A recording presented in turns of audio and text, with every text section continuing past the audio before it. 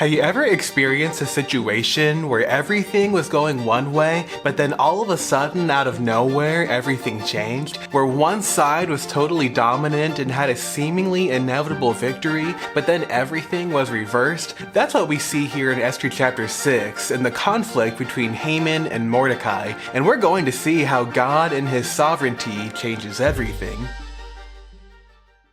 Hi, my name is David Cipriano. I'm a youth pastor, and my goal is to teach the Bible to as many people as possible. In this podcast series, we're currently in chapter 6 of a study through the book of Esther. Backing up for some context, there's been a decree that's been signed to kill all the Jews. So back in chapter 5, Queen Esther, who was a Jew herself, she goes to King Ahasuerus to ultimately reverse this decree. When she goes to the king and he holds out his golden scepter, she asks for a banquet with the king and Haman that evening. And at the banquet that evening, she asks for another banquet. Now, the reason why she went to the king and put her life on the line was to ultimately reverse the decree to kill the Jews. And now it seems as if 2 times she's missed the opportunity to ask the king the real question. Maybe she could have asked him at the court when he held out the golden scepter. Maybe she could have asked him at the banquet that she had on that day. And you might be wondering to yourself, why did Esther keep putting it off? Why does it seem like she's procrastinating asking the big question? Well, the Bible doesn't specifically say, but here in chapter 6, there's this crazy turn of events that's going to change the outcome of the entire story. You see, Esther is a book of the Bible where God's name is never found, but from looking at all of the details, we can see that God was always working.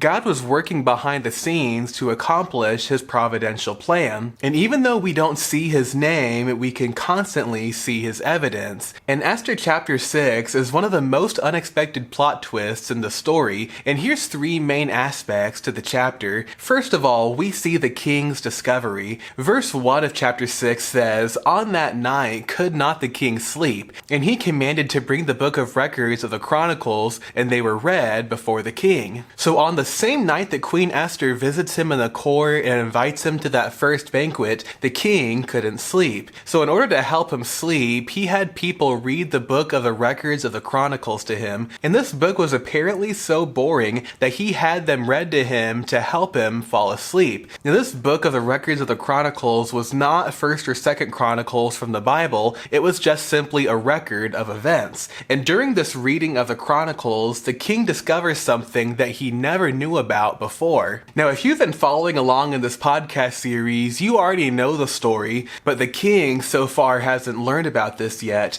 and here's what he finds in verse 2. "And it was found written that Mordecai had told of Bigthana and Teresh, 2 of the king's chamberlains, the keepers of the door, who sought to lay hand on the king Ahasuerus. And the king said, What honor and dignity hath been done to Mordecai for this? Then said the king's servants that ministered unto him, There is nothing done for him. So on the same night that Queen Esther came to him, he realizes what had happened years before. He realizes that 2 of his bodyguards were plotting to assassinate him, but Mordecai had stepped up, he had shared the information that he had, and he had saved the king's life. Mordecai is now finally getting recognized for his heroic act, and it was many years later after the fact. Imagine if you had the biggest single accomplishment of your life and nobody knew, and you weren't rewarded until years later when somebody finally noticed. I graduated Bible college back in December of 2019, and the Bible college that I went to didn't have a December graduation, so I wouldn't be able to walk until May of that year. But that May just so happened to be 2020, which was the COVID year, so our graduation got pushed even farther back into the month of September, and it was a really weird feeling to be walking almost a year after finishing the classes. But as odd as it felt to have the ceremony so far after I finished the work, I always knew that it was coming, and it was still less than a year after it was done. And yet for Mordecai, he's recognized many years after the fact. It was a long time before he was ever recognized, and it seemed as if he never would. You know, from Mordecai's perspective, life seemed pretty unfair, because Mordecai had saved the king's life, and yet he wasn't recognized or rewarded for it. Mordecai had stood up to Haman, he didn't compromise, and yet he was sentenced to death. Mordecai just keeps doing right, and yet he goes without reward. And not just without reward, but he was even punished for it. And this should make us consider to ourselves, do we do right to get noticed? Do we do right to get rewarded? Or do we just do it because it's right? Because your true character is who you are when nobody's watching, because it can be easy to do right in front of others. It's a lot easier to do right when you know that a reward is coming for you, but who are you and what do you do when you're all alone? What do you do when there's no accountability and you know that you wouldn't get caught? Because that's a person who you really are, and when we choose to do right, even when we're unnoticed and unrewarded,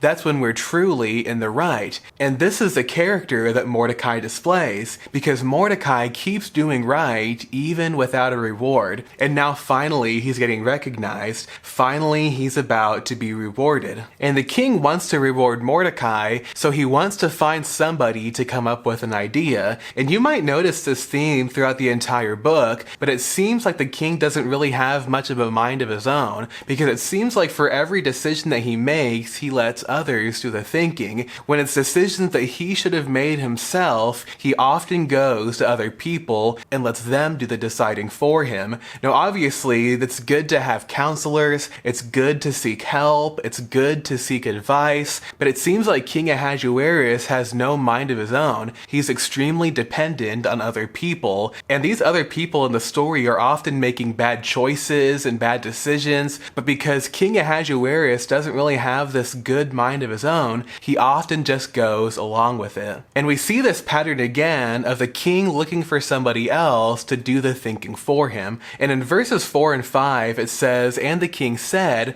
Who is in the court? Now Haman was come into the outward court of the king's house to speak unto the king to hang Mordecai on the gallows that he had prepared for him. And the king's servants said unto him, Behold, Haman standeth in the court. And the king said, Let him come in." So if you remember from the last chapter, Haman had told his wife and his friends about how angry he was about Mordecai, and they suggest to him that he should hang Mordecai on the gallows. So Haman is going to the king to talk to him about it. But just as Haman was going to the king was also looking for somebody to help honor Mordecai. And this meeting goes the complete opposite direction of what Haman was thinking. Verse 6 says, "So Haman came in, and the king said unto him, What shall be done unto the man whom the king delighteth to honor?" Now Haman thought in his heart, to whom would the king delight to do honor more than to myself? And we see once again Haman's pride being displayed. His pride has already been revealed many times in the story. He made everybody bow to him. He was furious if they didn't bow, but his pride is even further revealed here in chapter number 6, because Haman made everything about himself. When the king asks Haman how to honor somebody, Haman immediately thinks that this person must be him, and he's thinking to himself, to whom would the king delight to do honor more than to myself? You see, Haman is a selfish person, and selfish people make everything about themselves. They'll take a situation that has nothing to do with them and insert themselves into it. They'll take a conversation that's not about them at all, and they'll turn it into a story about themselves. Selfish, prideful people make everything about themselves, and this is what Haman does, and yet we often do the same thing ourselves, because sometimes we want for it all to be about us. You see, pride isn't always about bragging and boasting. Pride isn't always putting down others and lifting up yourself. Pride is often just simply making everything about yourself, and this is what Haman does here. Haman wants for everything to be all about him. Haman's not thinking about anybody but himself, and so when the king asks Haman how to honor a person, Haman immediately thinks that this person who's so honorable must be him, because that's how Haman's mind works. His whole world revolves around him. If he thinks that if anybody should be honored, it should be him. And we see through Haman's answer here that his selfish desires are being revealed. Here's what verses 7 through 9 say. "And Haman answered the king, For the man whom the king delighteth to honor, let the royal apparel be brought which the king useth to wear, and the horse that the king rideth upon, and the crown royal which is set upon his head, and let this apparel and horse be delivered to the hand of one of the king's most noble princes, that they may array the man withal whom the king delighteth to honor,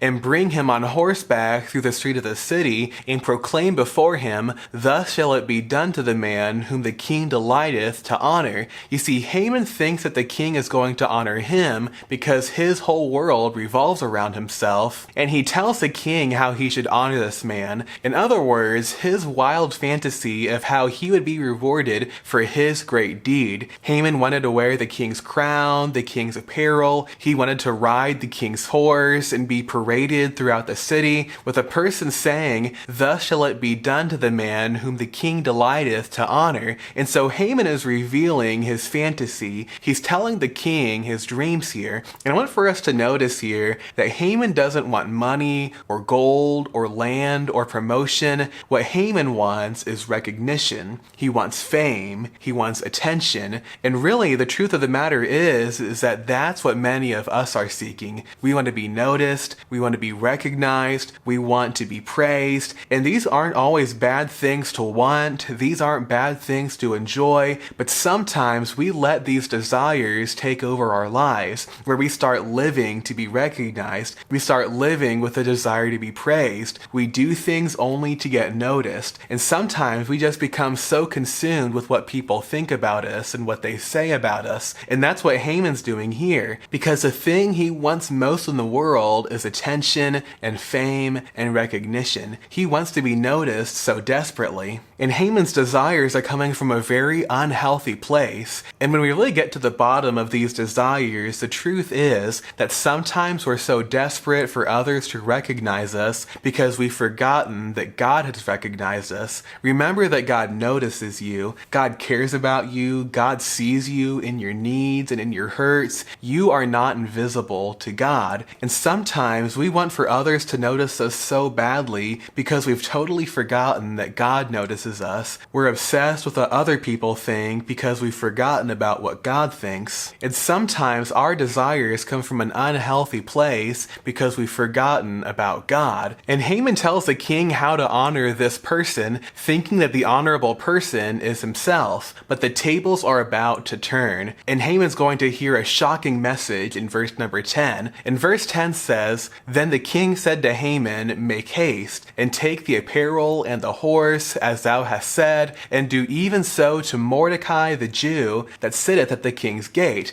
Let nothing fall of all that thou hast spoken. So first, we see the king's discovery. Second, we see Haman's pride. And third, we see Mordecai's honor. Don't you wish that you could have seen Haman's face when the king told him this message? I mean, Haman thinks that he's going to be honored. He thinks that he's going to be celebrated. He thinks that people are going to notice him. And the king tells him to follow those specific instructions and to do them to Mordecai. And it's crazy to think that Haman was literally on his way to talk to the king about hanging Mordecai on the gallows that he had made. And yet in this very meeting, he's told to honor him, his supposed worst enemy. It's ironic because Haman sets up this elaborate parade and ceremony to honor himself, and he ends up honoring Mordecai. And it reminds me of Proverbs 16:9, which says, A man's heart deviseth his way, but the Lord directeth his steps. Sometimes we think that we have it all worked out, but really God has the final say. Your power is not greater than God's. You cannot veto God. Man rules, but God overrules. And sometimes we think that we have everything figured out, but ultimately God has the final say. And this is exactly the case in Haman's story, because Haman thinks that he's going to get revenge on Mordecai. He's going to be celebrated himself. He's going to be paraded and praised throughout the city. He thinks that he has everything figured out, and he thinks that he has all the details worked out, but God always has the final say.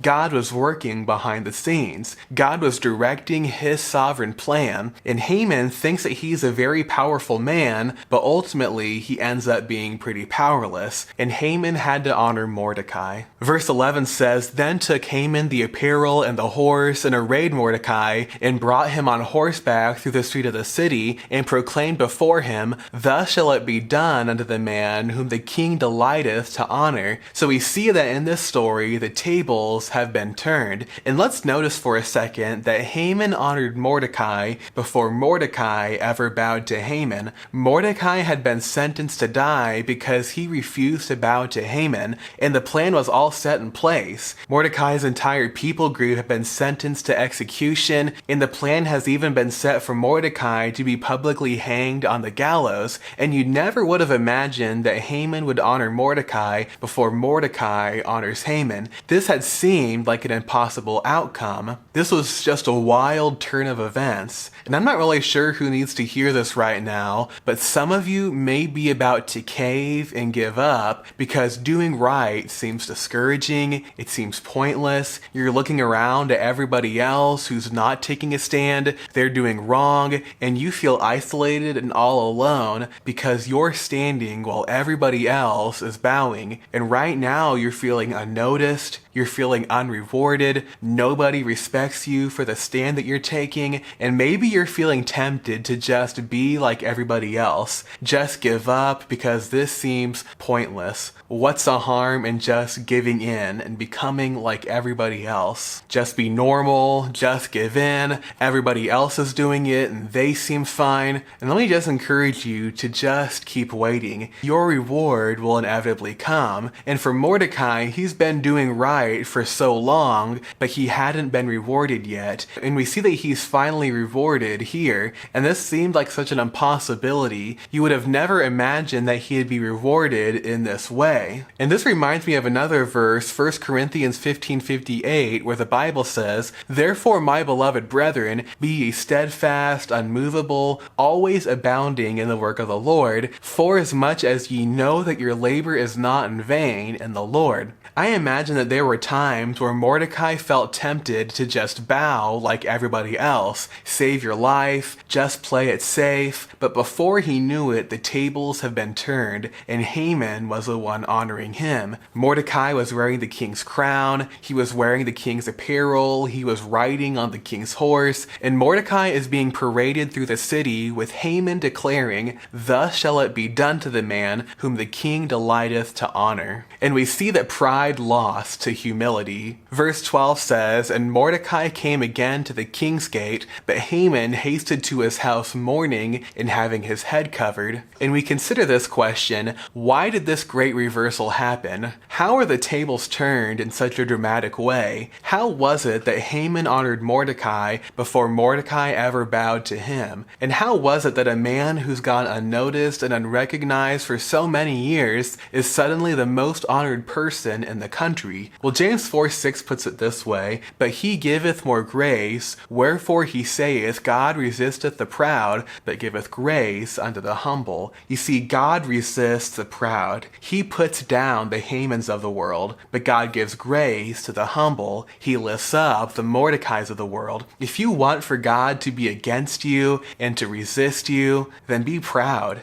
Be arrogant, be constantly seeking attention, constantly seeking approval, put down others. This is a great way to get God to be against you. But if you want for God to give you grace and to lift you up, then be willing to go unnoticed. Be willing to do right even when you're unrewarded. Be willing to put others first. Be selfless. Think less of yourself, because God puts down the proud, but he lifts up the humble. God resists people like Haman, and he promotes people like Mordecai. And near the end of this chapter, we see this foreshadowing of what's to come. In verse 13, the Bible says, "And Haman told Zeresh his wife and all his friends everything that had befallen him. Then said his wise men and Zeresh his wife unto him, If Mordecai be of the seed of the Jews, before whom thou hast begun to fall, thou shalt not prevail against him, but shalt surely fall before him." And we're going to see through the coming chapters that what they told Haman ends up being true. You see, Esther is a story of God's providence. It's a story of how God works out all the details behind the scenes to accomplish his purpose. And even when you don't directly see God, you can see his evidence. And we see that God uses a lot of odd details and seeming mistakes to work out his plan. How is it that it seems like Esther keeps missing these opportunities to ask the king to reverse the decree to kill the Jews? Why does it seem like she keeps putting off the question? Well, in chapter 6, there's another event that has to happen first because the king discovers Mordecai's heroic act. How was it that King Ahasuerus couldn't sleep that night? Well, it was ultimately because he would get so bored that he would have the Chronicles read to him and discover Mordecai's story. Mordecai's heroic act would be discovered at just the right time. Why was it that Mordecai saving the king goes unnoticed and unrewarded for 5 years? Well, it was so that this realization would be fresh on the king's mind when it came to reversing the decree. You see, God does a lot of things that may not make a lot of sense to us at first, but in the end, when we look back at what's happened, we can see that God was doing exactly the right thing all along. And I don't know what you're facing today as a listener. I don't know what your struggles and what your hardships are, but maybe you're questioning God right now. Maybe you're questioning what God is doing or what he's not doing. Maybe it seems like God is absent in your life, but I want for you to know that God is doing exactly what he should be doing. God is not making any mistakes. And in the end, everything's going to come together. Everything will make sense one day. And in next Monday's Bible study, we're looking at chapter 7 to see how it all comes together. And we're going to see the point that this entire book has been building up to. So thanks for listening to this episode of the Following Jesus podcast, and subscribe for more biblical teaching like this.